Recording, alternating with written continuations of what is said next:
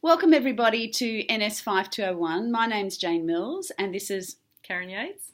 And we're the subject coordinating team for NS5201 this semester. So Karen and I team coordinate and each of you will be divided into two groups, and so I'd suggest that you look to the left hand side of the Learn JCU page where you'll be able to see whether or not you're in Dr. Yates's group or Professor Mills's group. Regardless, Karen and I are very happy to take any questions from you regardless of which group you're in. So when you're sending emails through, it's quite useful if you copy both of us into the email question that you've got, and we'll respond back to all so that we know that your question has been answered.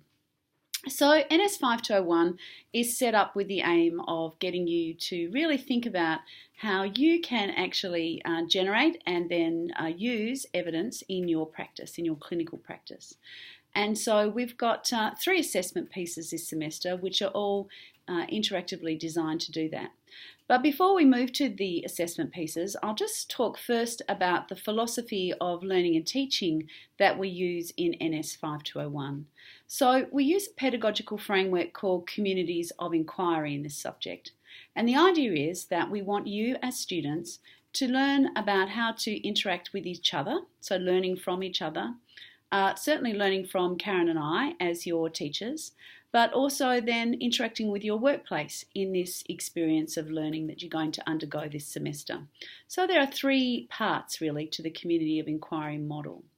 And the way that we set up the learning and teaching structure to facilitate this is we have what's called learning circles. So the learning circles are the groups that you'll be in, and certainly each week we'll be posting a critical thinking question on your group's blog, and we're hoping that you're going to respond to that and interact with your classmates. So that's about learning from each other.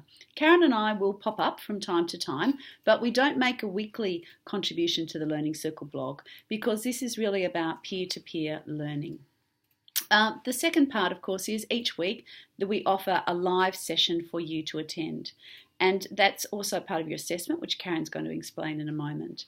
But we have scheduled 10 learning circle meetings, and we run those at different times of the day, and there's also one on a weekend to try and fit in with everybody's work commitments, because we understand that all of you are busy and quite often involved in shift work. So thus there are morning, afternoon, evening sessions and also weekends to try and make sure that you all get the chance to come to 5 of those learning circle sessions. Now the delivery for the learning circle sessions is mixed. Some weeks we might do a short PowerPoint and a little mini tutorial lecture and then field questions.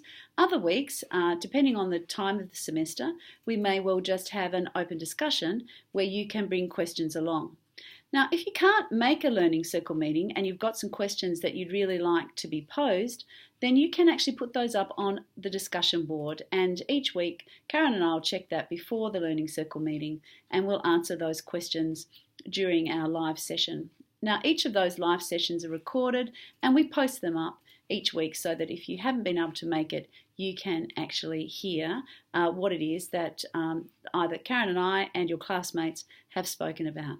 So that's the learning circle component. So I'll hand over to Karen now to talk about the assessment. Okay, so there's 3 pieces of assessment for this subject, and the first one, as Jane said, is around the learning circles. So from your perspective, the participation is that the weekly critical thinking questions, we look at your response, and obviously if you're the first respondent, it's going to be different to someone that's 5 or 6 responses later. So we'd expect a little bit more of review of what previous respondents have had, but we take that into account if you're the first person as well, so don't feel disadvantaged.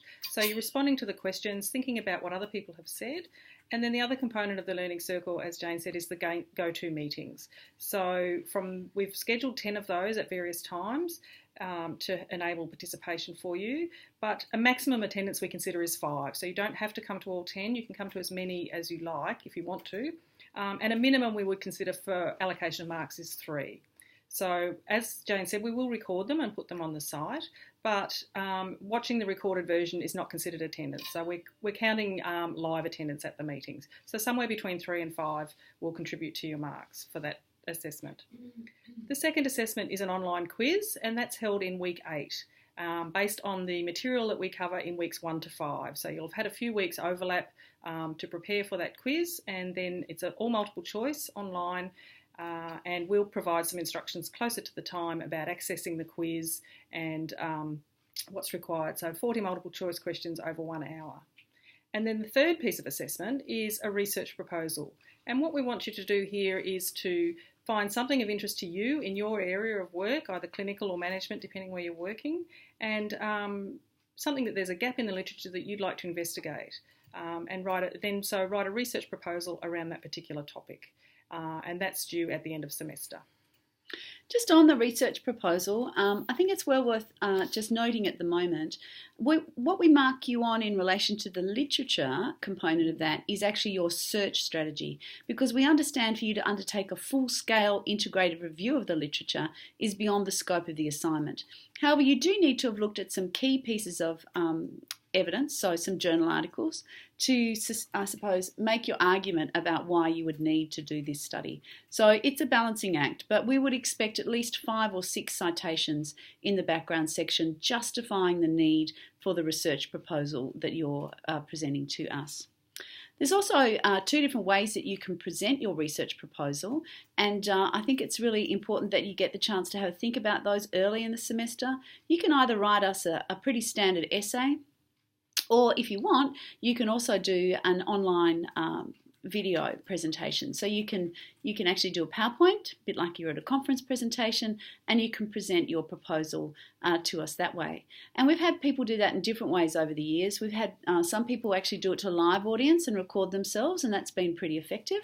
Or some people have sat at home themselves, or some people, I think somebody last semester sat in a plane and did it. And it was fine. They worked for CareFlight up in the Northern Territory. So we're open to any sort of creative type of ventures that you want to get into with the video proposal. So a couple of options there for you to think about. Karen, any last thoughts before we sign off?